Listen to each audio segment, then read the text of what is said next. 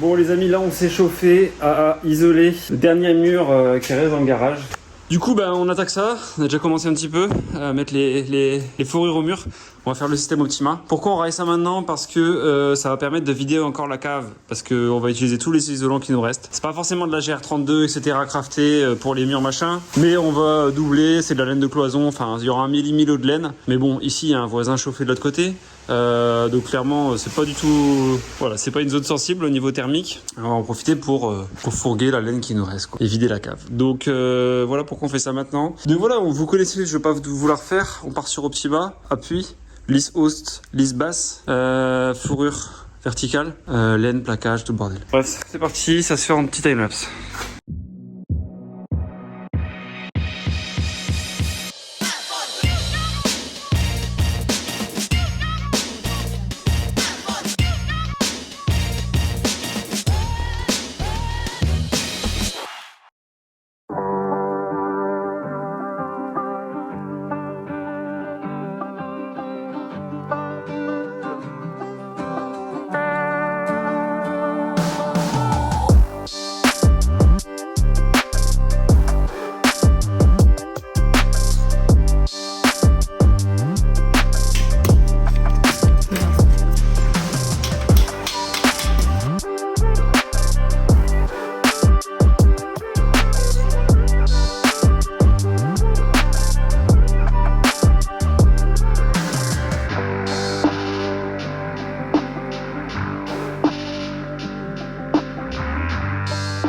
Bonjour. Bienvenue sur le chantier Bastien. Merci. Tu es venu pour ramener ton expertise. Non, je suis venu pour apprendre avant tout. Waouh, c'est beau. Donc là, j'ai commencé à mettre la laine de 70. Donc c'est la laine normalement pour les cloisons et tout. Mais ça fera l'affaire là. On va mettre la membrane après. Et voilà, et ça fait bien le taf et ça tient bien sur les picots. Donc là, on va dérouler. Petit timelapse. Je pense qu'on peut mettre au moins... si j'en ai pas assez, on devra enchaîner avec un autre type de laine. Donc là, c'est clairement le mur fourre-tout. Avec la laine qui reste. Et les rouleaux qui resteront, il y en a peut-être iront dans la rénovation de Bastien. Il y a besoin de laine, j'imagine. Je suis néopropriétaire d'une petite bâtisse de 1920. Oh, c'est beau. Un quartier. Team rénovation. Team rénovation. Welcome. Bon, on attaque? Allez, go.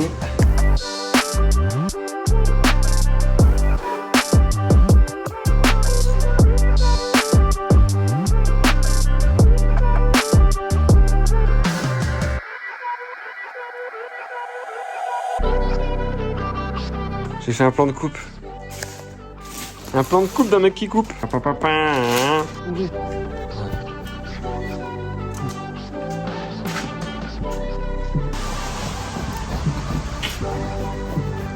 Oh, je suis bien. Oh, je suis bien. Qu'est-ce que je suis bien. Oh, je suis bien.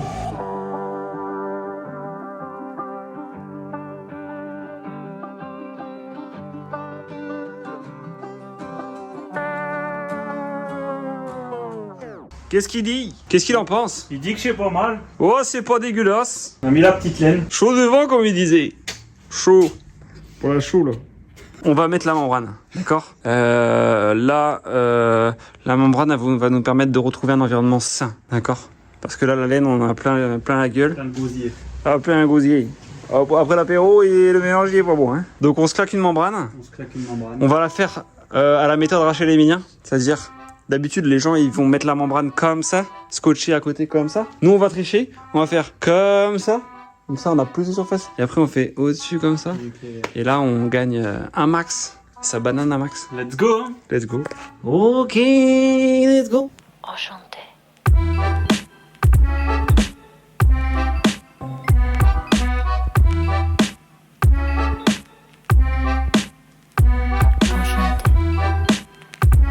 Regardez comme on est bien servi ce soir. Café, sneakers sans glace. Ce soir, comme toujours en fait. Oui, comme toujours. Mais exceptionnellement ce soir. Merci de Bastien, est-ce que tu pourrais revenir Tu peux revenir tous les soirs, s'il te plaît? Ah, Merci. il va se plaindre. Oh là là, bébé, ça va? Ça va. Allez. Bon, on a mis notre membrane. S'il vous plaît, aucun remarque aucun remarque. Je l'ai mis au masculin le mot remarque. Sans pression, aucune remarque sur la méthode, le DTU, cette membrane. Honnêtement, c'est une chute qui est restée et elle a surtout vocation à rendre la pièce propre le temps qu'on plaque, parce qu'on va pas plaquer tout de suite et on n'a pas envie d'attraper la laine, ça tombe tout le bordel. Donc là, elle sert surtout vraiment à rendre à peu près propre l'espace. Donc évidemment, on n'a pas fait une étanchéité parfaite du tout. Au moins après, je suis tranquille pour passer mon élec sur la membrane. En même temps, c'est le couloir du voisin derrière. C'est même pas obligé de faire tout. Ouais, exact. C'est-à-dire que c'est un couloir mitoyen. Donc de l'autre côté. Après, c'est un couloir pour monter un étage, donc c'est pas chauffé, mais ça reste mitoyen. Donc voilà. Mais au moins, c'est bien isolé. On est bien. Oh, je suis bien. T'es bien ou pas? Ouais, je suis très bien. Dis-le. Tu le fais jamais, toi. Ah ouais, elle le fait. Elle l'a fait. Tu l'as bien. Ah, tu l'as Moi, bien. je veux juste savoir combien de rouleaux tu as évacué de la cave. 3. Non, seulement. On a fait un premier trajet, un chacun, un gros chacun. Ensuite, on a fait un trajet où moi j'avais un moitié et toi un grand, parce que j'avais pris le spot. Donc ça fait 3,5. Donc 4 et 5 avec toi. Donc au moins 5. C'est pas énorme. Je pensais plus.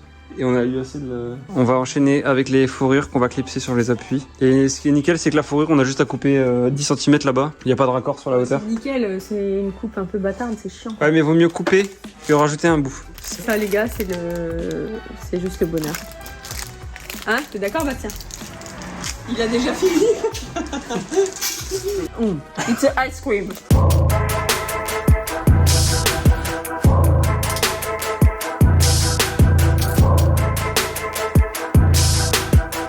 Bon, ça y est les amis, on a fini pour ce soir. C'est raillé, isolé, ça fait plaisir cette partie du garage. Ça a permis de vider pas mal la cave en termes de laine. Et on passe directement à l'étape des enduits car je n'ai simplement pas filmé l'étape du placo, mais c'est pas grave, vous savez déjà ce que c'est, je pense qu'on vous en a déjà montré des plaques et des plaques. Donc on passe tout de suite à l'utilisation du banjo. D'ailleurs mon enduit, j'avais pris un enduit en pâte, ce qui est pas du tout idéal pour utiliser un banjo, donc j'ai dû un petit peu tirer.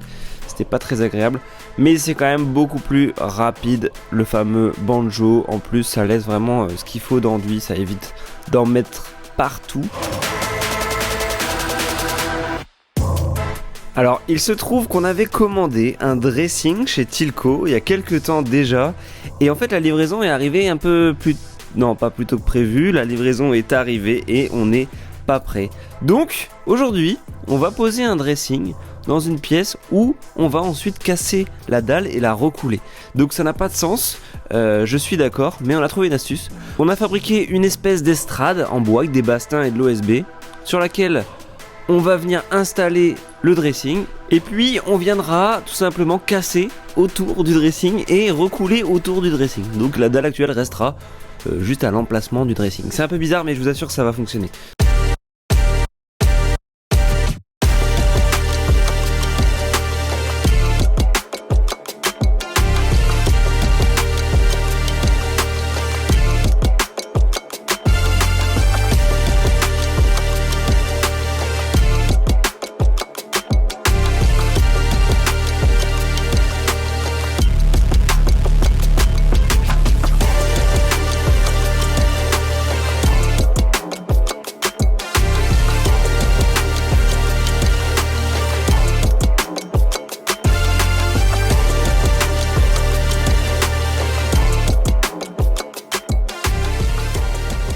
Yo les petits potes, ça fait quelques jours là du coup que j'avance dans le garage.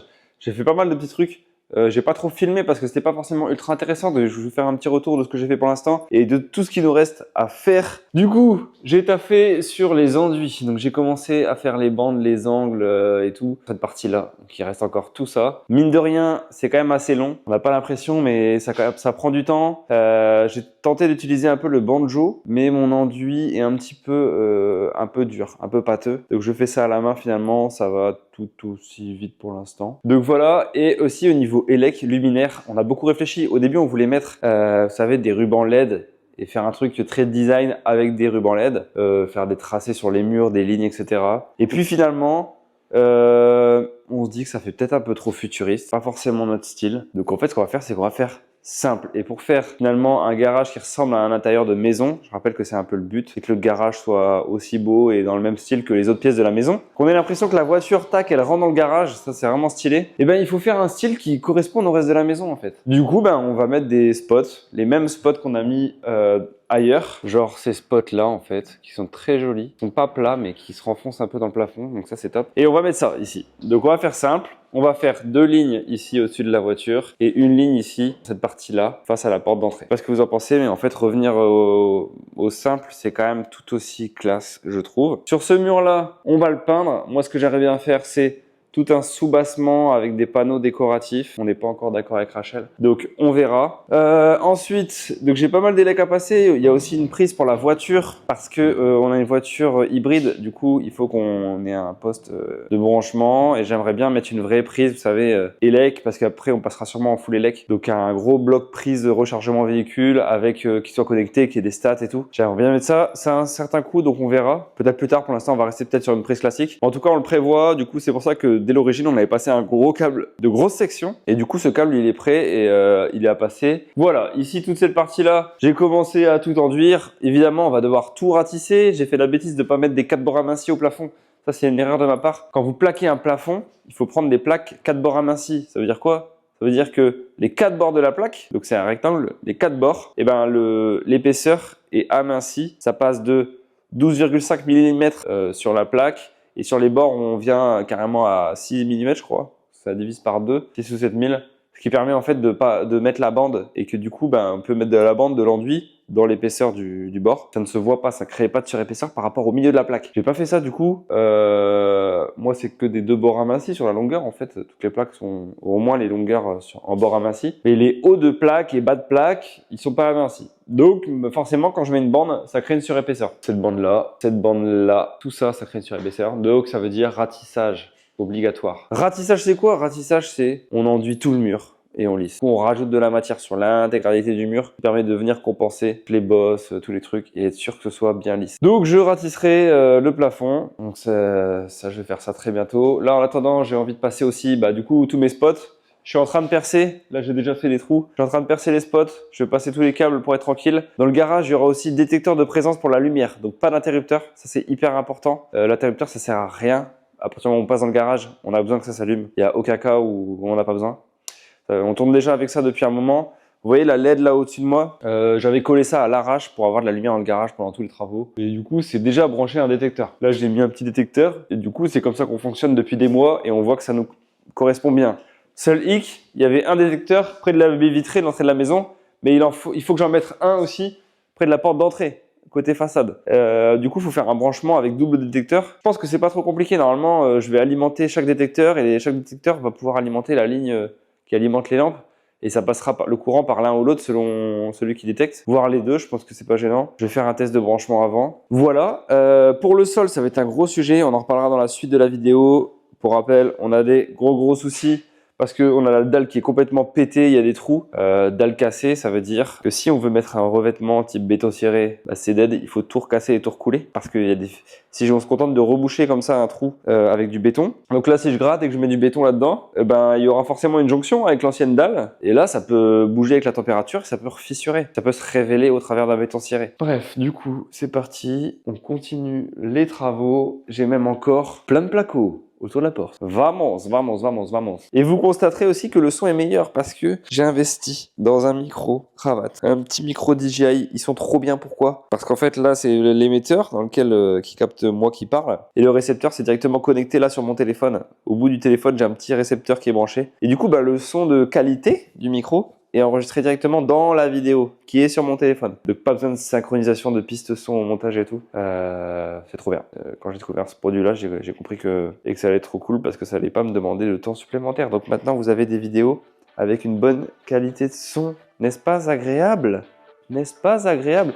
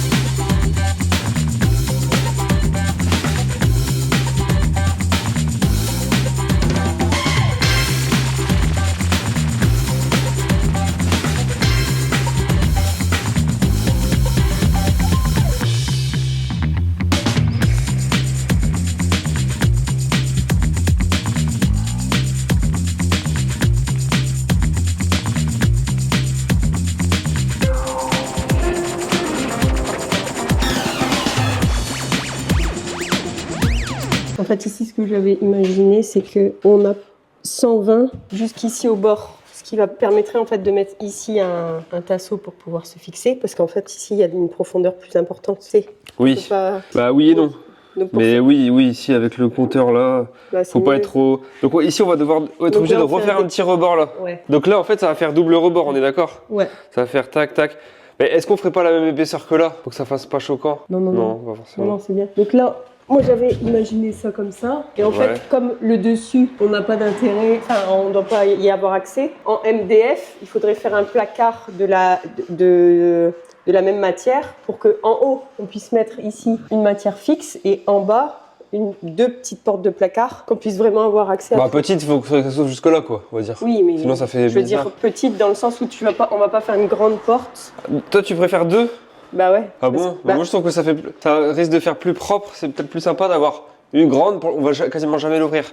Comme ça fait quand même un truc un peu... Ah, mais la porte elle est quand même de 120, tu sais, que tu vas vraiment ouvrir un panneau comme ça. Bah attends, je vais pas ouvrir tout ça. Là, tout ce qui est technique, ça va commencer là. Je suis pas obligé d'aller avoir une porte non plus. Ah oui, mais tu vas me faire des traits pas... Moi j'aime bien la symétrie. Et là, il y a le robinet d'eau, il faut pouvoir quand même fermer. Mais grosso modo, ce serait ça la porte. On peut faire deux petites, mais déjà comment on va les faire les portes, on sait pas.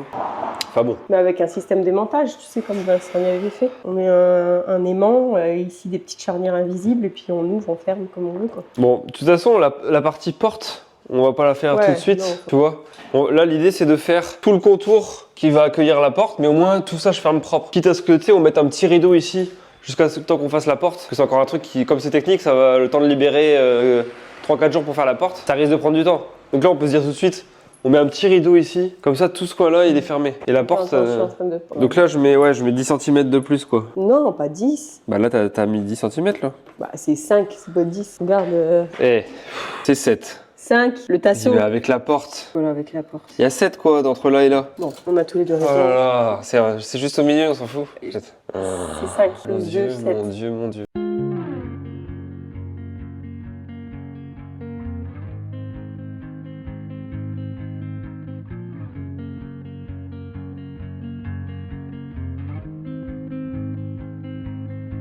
Blue dude, blue moon, kinda mysterious, shaded with someone I'm not really into. Do you need to fix it? Talking bullshit. It's hard to see you when your eyes look dull. Who's gonna save you? Who's gonna make you not blue?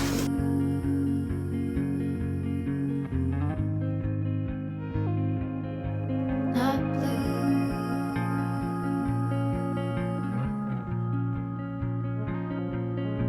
Blue dude, that blue, sort of witty and jaded, but let's not talk about you. Your coyote song on a rerun. Are you hound dog tired singing all night long? Who's gonna save you? Who's gonna make you not blue?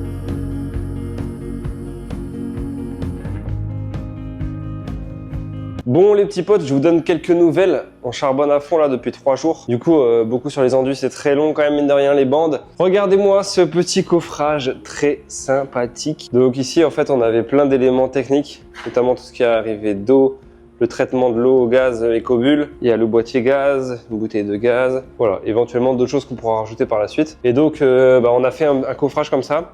Et ici, on va mettre une double porte qu'on fabriquera pour accéder à tout ça. Mais ça fait déjà beaucoup plus propre autour de la porte. Rien à voir par rapport à avant. Donc tout est enduit, les bandes sont faites. Le plafond, on va faire comme les murs. En fait, sur le mur ici, on a mis de la colle à carrelage. Donc ça fait à la taloche, ça fait des effets, c'est volontaire. Qu'on va conserver simplement, on va peindre la peinture. Donc voilà un peu ce que ça donne. Et c'est la même chose que ce qu'on a fait dans notre grand couloir là-bas. Ici, pareil, du coup, colle à carrelage. Rachel, elle s'occupait de tout recouvrir à la colle à carrelage. Et il nous reste là surtout le plafond. Donc, on va le faire maintenant. Ça va faire du bien. L'élec est en place, ça fait plaisir. J'ai mis des détecteurs de mouvement. Il y a un détecteur là-bas, il y a un détecteur ici au niveau de la porte. Et les deux fonctionnent. Donc, c'est soit l'un, soit l'autre qui va détecter. Et dans tous les cas, c'est toutes les lumières ici qui vont... Voilà, donc c'est le rush, c'est le rush, c'est le rush. Donc c'est parti, on attaque à la colle à carrelage que j'ai récupérée chez Point P tout à l'heure. D'ailleurs, franchement, un petit coucou à l'équipe Point P Ronc, qui sont très très cool, merci les gars. Ils m'ont même aidé à charger, trop sympa. Et donc j'ai récupéré cette colle toute prête, comme ça on perd pas de temps. Et c'est celle-là qu'on va appliquer au plafond. On appelle madame. Madame.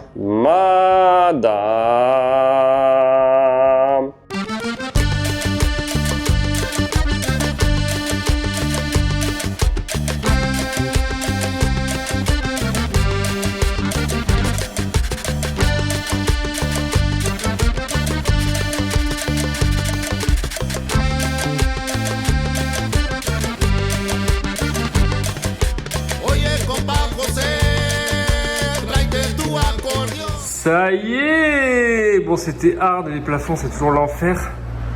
Mais il est passé, il restera plus qu'à peindre. Ça fait plaisir. Et puis il reste aussi le... Ah mince, il reste un bout de plafond.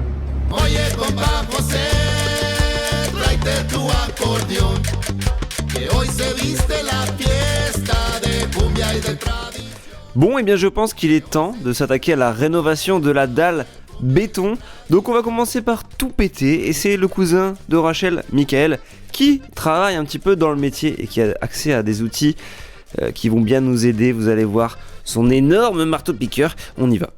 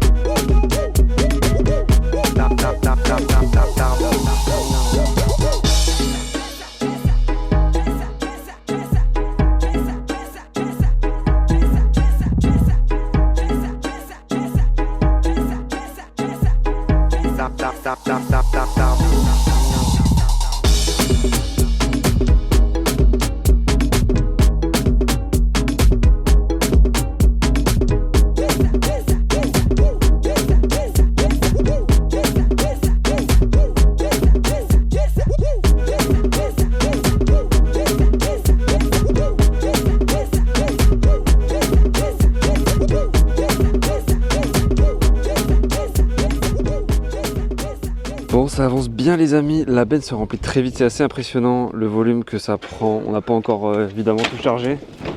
Là on a cassé tout ça et la benne elle est quasiment déjà pleine. Donc il disait on prend la plus petite, ben je m'étais bien trompé. Mais normalement il y aura assez. Du coup l'ancienne dalle c'était même pas vraiment une dalle. L'épaisseur est pas du tout ouf. C'est pour ça d'ailleurs qu'elle a pété sous le poids des bennes qu'on mettait dans le garage.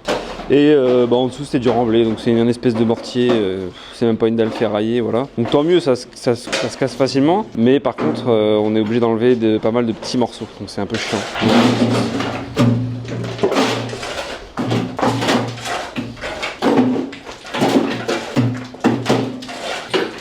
Donc là on va laisser 10 cm pour couler la dalle, et ça devrait largement suffire. L'idée c'est de couler un béton déjà ferraillé, c'est-à-dire que dans le béton, il y a déjà de la fibre de ferraille qui évite de mettre du treillis. Donc ça c'est top.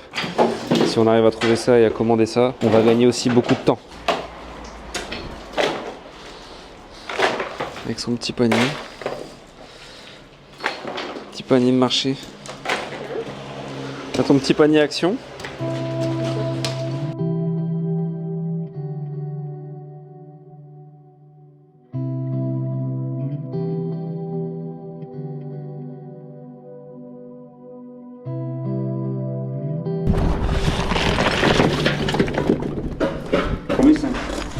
Comme chez nous, on a des gars.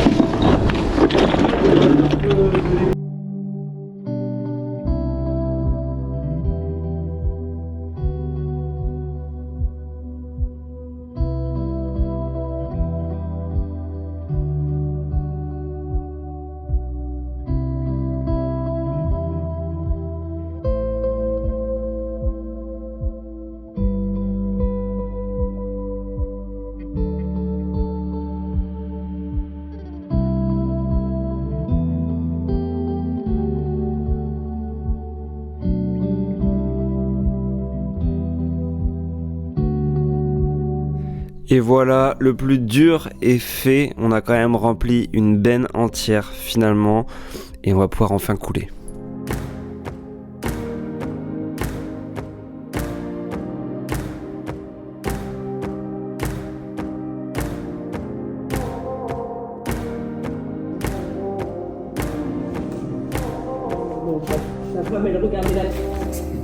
Ah ouais, c'est ça les vraies boîtes. Mettre sur un chantier. Ça tu peux pas les mettre dans le béton ça? Si. C'est pas compatible d'elle? Bah bien sûr que si, c'est. On dirait du daim d'Espagne. Du bouc. C'est parti les amis. Voilà le camion Toupi. Toupi. Je vais bouger la caisse. Allez, camion Toupi. Ça c'est quand même énorme. Ah, il va nous défoncer la façade.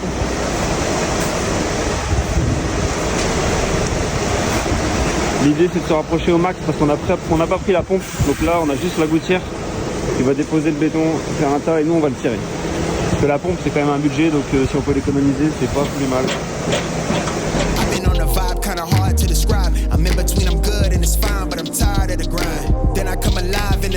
Ouais bah c'est bon là, t'appelles, vas-y. C'est ton camion ou quoi Michael? Tu le connais, c'est ton camion ou quoi? Les petites rallonges. Encore une shot. Oh le bordel toi. Quand ça part, ça part. Bonjour. C'est long que le camion il arrive, mais quand il arrive, t'as pas le temps de rien. Belle, râteau, ready to fight. Envoyez la purée. Let's go! Myself on the map, you long with the wind, but we knowing that it's capped. 5-hour flights, couple nights at the flat. To be real, couldn't see me making moves while I'm at. I'm still on the grind, limit time when I chat. I'm burning down sage, keep the demons away. When I write it, give a piece of myself to the page. I don't do it for the praise, love, that's just how I'm made. C'est pas cette couleur là qu'on avait demandé? On avait demandé blanc. Start to feel like I'm on one. Settle in, I'll be here for the long run. I'm a slave for the cash, got snakes in the grass, no brakes on the air, but it's all fun. Alors on a pris, vous avez sûrement remarqué dans la vidéo qu'on n'a pas mis de treillis soudés. Pourquoi? Parce qu'on a pris directement un béton avec de la ferraille intégrée, donc c'est des petits morceaux comme ça. Voilà, comme ça on se casse pas la tête à devoir transporter le treillis. Mine de rien, ça il faudrait louer une camion benne, devoir le couper, devoir le souder, devoir le gérer au coulage. Là on n'a rien à faire. Simplement on achète, alors c'est plus cher que c'est livré directement avec dedans, mais franchement c'est une tranquillité d'esprit qu'on a préféré choisir. Par contre, le treillis soudé, il faut pas le souder. Treillis soudé, Il aurait fallu le souder. non, tu sais, l'emberlificoté. Bah, vous avez compris quoi.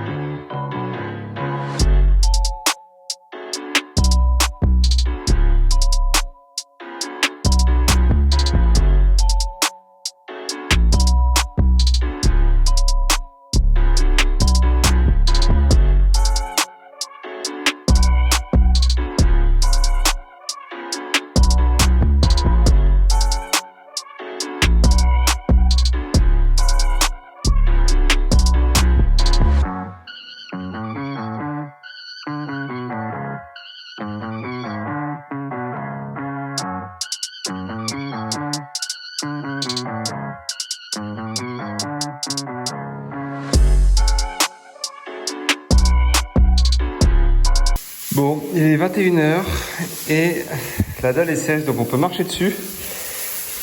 Et comme il y a des petites crottes un peu partout, on s'est dit qu'on allait... on s'est dit qu'on allait poncer un petit peu pour essayer de vraiment faire un truc ultra propre. Et surtout sur le côté, parce qu'en fait, le côté, l'hélicoptère, il pouvait pas accéder au ras du mur. Du coup, on y va un petit peu à la main pour avoir un truc vraiment parfait.